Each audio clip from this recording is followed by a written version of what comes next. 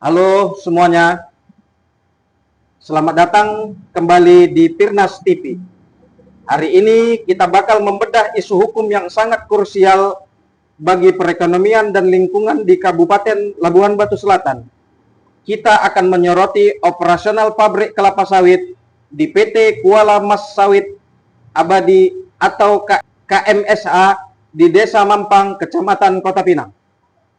Persoalan yang sangat memicu di tengah masyarakat adalah PKS ini berdiri tanpa memiliki hamparan perkebunan sawit sendiri. Untuk mengulas legalitasnya secara hukum, di tempat ini sudah hadir Direktur LBH Asri, Abangda Samsuten Ritonga SH. Selamat datang, Bang. Ya, selamat datang. Sore ini ya, ini udah sore ya, ya? Ya, sudah sore ini, Bang. Apa tuh ceritanya? Langsung ke pokok permasalahan aja nih, Bang. Siap. Berdasarkan aturan hukum di Indonesia, boleh nggak sih perusahaan mendirikan atau mengoperasikan PKS, tapi sama sekali tidak punya kebun sawit sendiri? Bagaimana aturan hukum sebenarnya ini, Bang? Baik, begini Saudara Asmi, kalau bicara secara aturan hukum, kita harus merujuk dulu, ya kan, pada Undang-Undang Nomor 39 tahun 2014 tentang perkebunan. Ini perkebunan, ya, artinya struktural perkebunan itu adalah perkebunan kelapa sawit. Kan itu. Dalam secara spesifik aturan dalam peraturan menteri ada namanya Permentan nomor 98, tapi udah beberapa ada perubahan tahun 2013.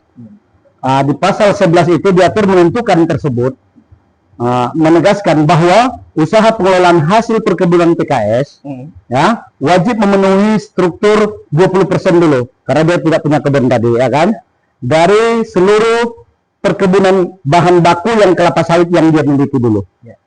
Jika dia tidak ada, maka dengan usahanya sendiri.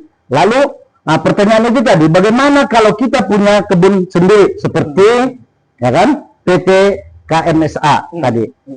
Ini di era pasca Undang-Undang Cipta Karya, ya, Undang-Undang Cipta Karya ini melalui peraturan menteri ataupun pemerintahan nomor 5 tahun 2001 tentang penyelenggaraan perizinan berusaha berbasiskan ya risiko PKS meruas ataupun tak murni pengelolaan bisa berdiri izin operasionalnya. Dengan itu, ya, syaratnya wajib mutlak dia harus mempunyai perkebunan. Harus punya perkebunan dia. Iya.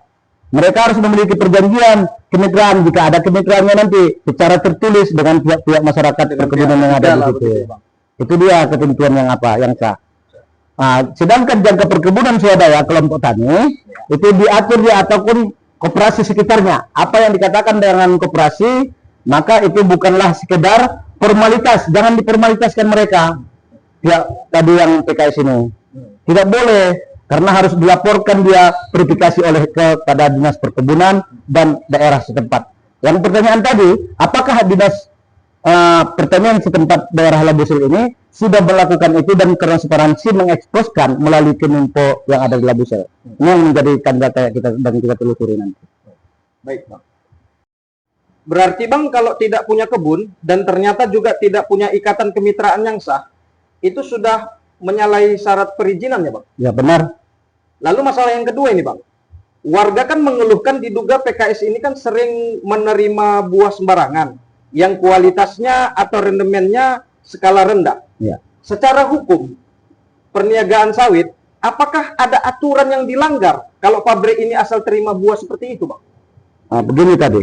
Yang pertama pertanyaannya tadi, apakah menyalahi dengan aturan dengan syarat perizinan apabila dia tidak ada perkebunannya? Sudah kita jelaskan tadi, ada di beberapa undang-undang, yang termasuk tadi undang-undang yang pertama adalah yang ditabraknya Undang-Undang Nomor 39 tahun 2014 tentang perkebunan. Yang kedua, dijelaskan dia mengenai Undang-Undang Cipta Karya yang namanya ada peraturan pemerintah tahun 2021, itu dijelaskan wajib harus memiliki itu tadi. Namun di dalam hal rendemen yang tadi yang rendah mengenai sawit tersebut, ada kewajiban hukum mereka harus patuh.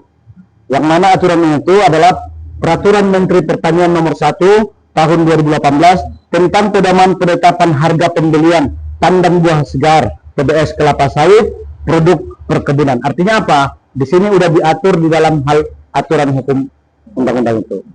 Kalau kita baca semua, mungkin dalam diskusi kita ini ya kita nggak bisa nggak cukup waktunya ya kan gitu kan.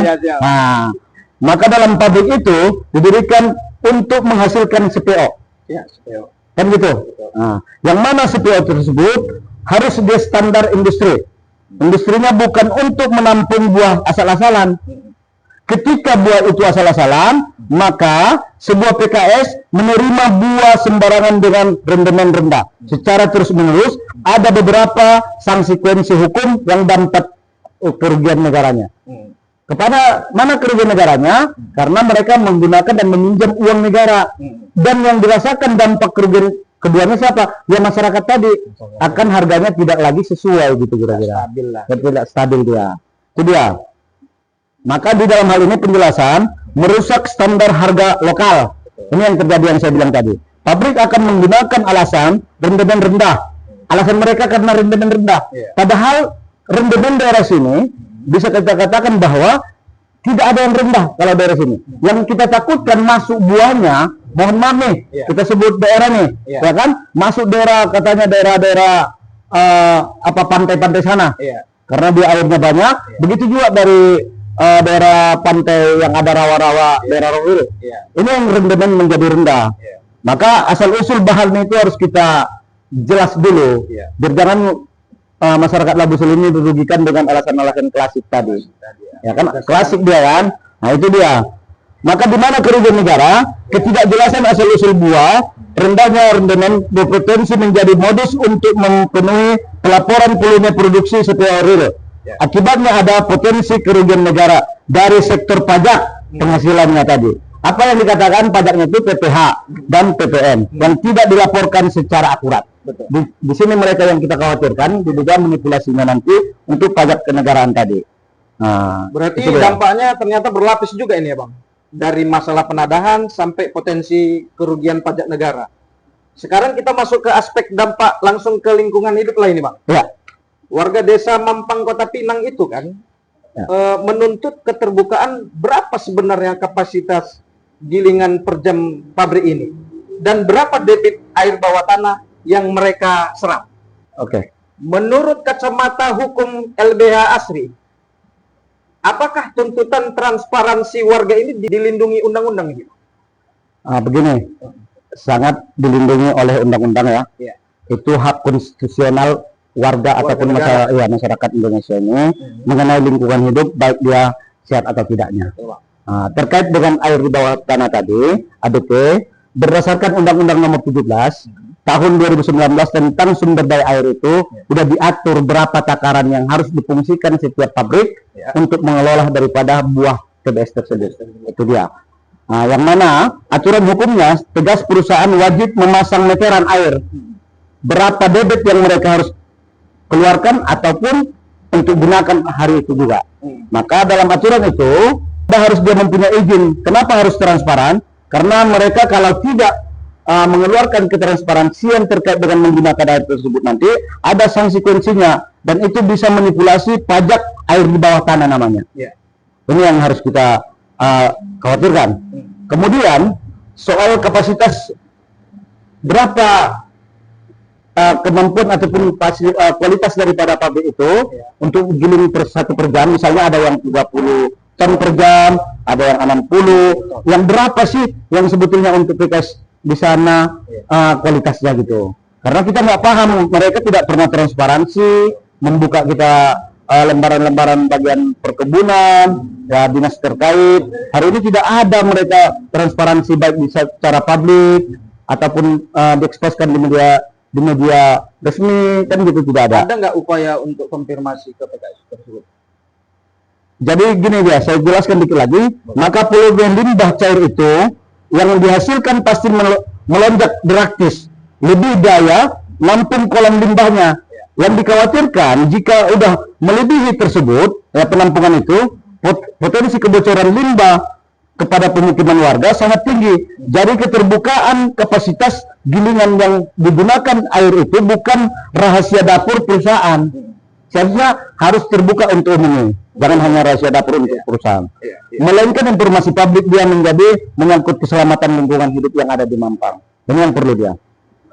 penjelasan yang sangat padat ini Bang ya. Jadi semuanya sudah diatur oleh hukum negara kita. Tinggal bagaimana kepatuhan pengusaha dan ketegasan pengawasnya. Sebagai penutup ini Bang, apa langkah hukum atau advokasi yang konkret yang disiapkan Bang Samsudin atau disarankan oleh LBH Asri untuk merespon persoalan PT KSMA ini Bang? Masalah terkait dengan itu masuk di kesimpulannya. Kesimpulan. Ya kan gitu kira-kira. Kesimpulan. Langkah-langkah hukum jika memang masyarakat nampak itu melalui dari LBHSD, kita selaku direkturnya siap melakukan gugatan terhadap perusahaan tersebut.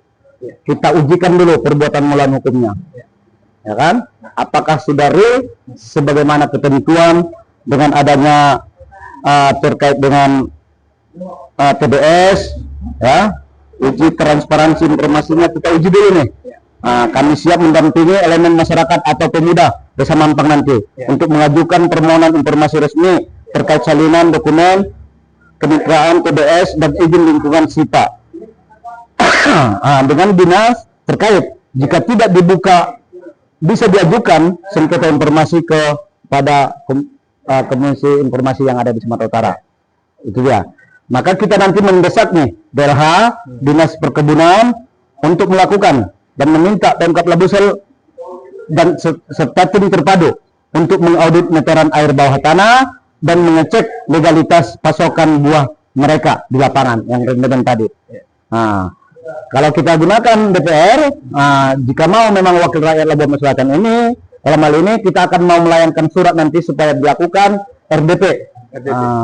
Rapat dengar pendapat dengan stockholder daripada perusahaan dan begitu juga dengan masyarakat. Kita siap nanti.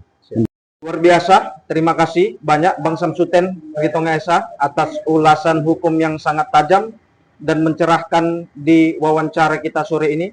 Terima kasih Bang. Terima kasih dan selamat sore untuk kita semuanya. Baik masyarakat Labuan Batu Selatan, itulah diskusi kita hari ini. Kesimpulannya sangat jelas.